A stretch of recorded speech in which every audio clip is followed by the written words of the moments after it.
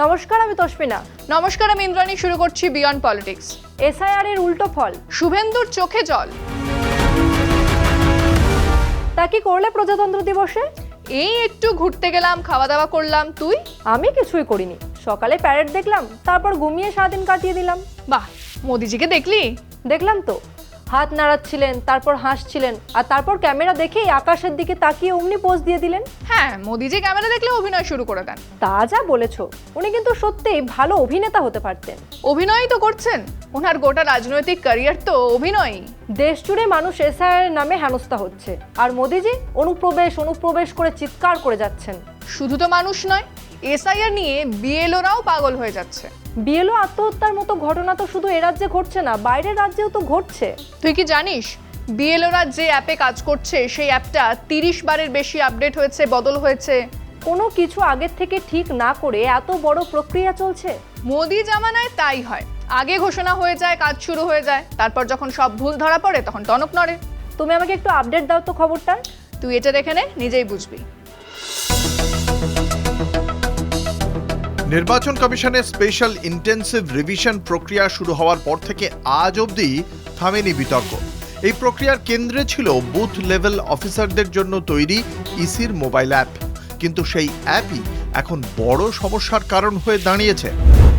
The new Indian এক্সপ্রেসের report অনুযায়ী SIR শুরু হওয়ার পর অ্যাপটিকে অস্বাভাবিক হারে আপডেট করা হয়েছে।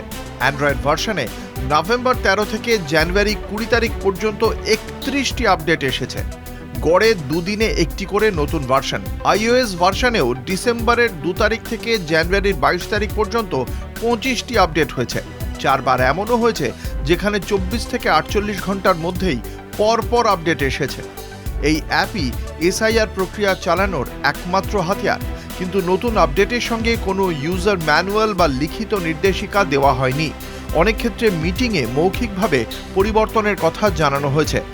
কেউ মিটিংয়ে থাকতে না পারলে পরে অফিসারদের মাধ্যমে খবর পাঠানো হয়েছে। এর ফলে বিএলওদের ওপর প্রবল চাপ পড়ে। অনেকের ফোন অ্যাপ সামলাতে না পেরে হ্যাং হয়ে যায়, কাজের ডেটা হারিয়ে যায়, আবার নতুন করে কাজ করতে হয়। প্রাক্তন আমলারা বলছেন, এত ঘন ঘন আপডেট অ্যাপের স্থিতিশীলতা ও নির্ভরযোগ্যতা নিয়ে বড় প্রশ্ন তোলে। আরও গুরুতর বিষয় হলো, অনেক বিএলও প্রযুক্তিতে অভ্যস্ত নন। অ্যাপের জটিল ফিচার ও বারবার পরিবর্তন তাঁদের কাজ আরও কঠিন করেছে। লিখিত নির্দেশ না থাকায় অ্যাপের অপশন দেখেই বুঝতে হচ্ছে কি করা যাবে আর কি যাবে না। এসআইআর চলাকালীন এই অতিরিক্ত চাপের ফল মারাত্মক হয়েছে।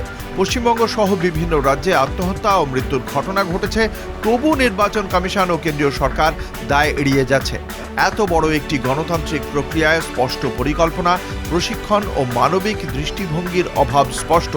এই ব্যর্থতার দায় ইসি ও কেন্দ্রকে নিতেই হবে। এখন তো বিজেপিও জ্ঞানেশ কুমারকে নিশানা করছে। হ্যাঁ, শ্রমিক শুভেন্দুও খেপে গেছে। কেন বলো তো? শ্রমিক শুভেন্দুর হঠাৎ করে কমিশনের উপর রাগ কেন? যতটা আনুগত্য দেখাতে হতো ততটাও হয়তো দেখাতে পারছে না কমিশন। মানে কি বলতে চাইছো? এসআইআর বিজেপির জন্যই গলার কাঁটা হয়ে গেছে এখন। কিন্তু কেন বলো তো? হিন্দু ভোটার বাদ পড়ছে বেশি, বিজেপির তথাকথিত যে ভোট ব্যাংক, সেই ভোট ব্যাংকের ওপরেও প্রভাব ফেলছে এসআইআর। আচ্ছা, বিজেপির ভোট কি কমবে? শুধু ভোট না, সিটও কমতে পারে। আর তাতেই ভয় পেয়েছে বিজেপি? বিশাল ভয় পেয়েছে। কমিশনার জ্ঞানেশ কুমারের বিরুদ্ধেই তোপ দাগছে এবার শ্রমিক শুভেন্দু। কি বলছে কি শ্রমিক শুভেন্দু? তুই নিজেই শুনে নে। ভোটের আগে এসআইআর ঘিরে পশ্চিমবঙ্গের রাজনৈতিক পারদ চড়ছে। এতদিন তৃণমূল অভিযোগ করছিল মুখ্য নির্বাচন কমিশনার জ্ঞানেশ কুমার বিজেপির সুরেই কথা বলছেন, কিন্তু হঠাৎ করেই ছবি পাল্টে গেল। এবার বিজেপি সরাসরি আক্রমণ করলো জ্ঞানেশ কুমারকে। বিজেপির রাজ্য সভাপতি শ্রমিক ভট্টাচার্য কড়া ভাষায় আগেই বলেছিলেন, এসআইআর প্রক্রিয়া ঠিকভাবে মানা হচ্ছে না। তাঁর অভিযোগ, তৃণমূল বিএলওদের ওপর চাপ দিচ্ছে মিথ্যা তথ্য আপলোড করার জন্য।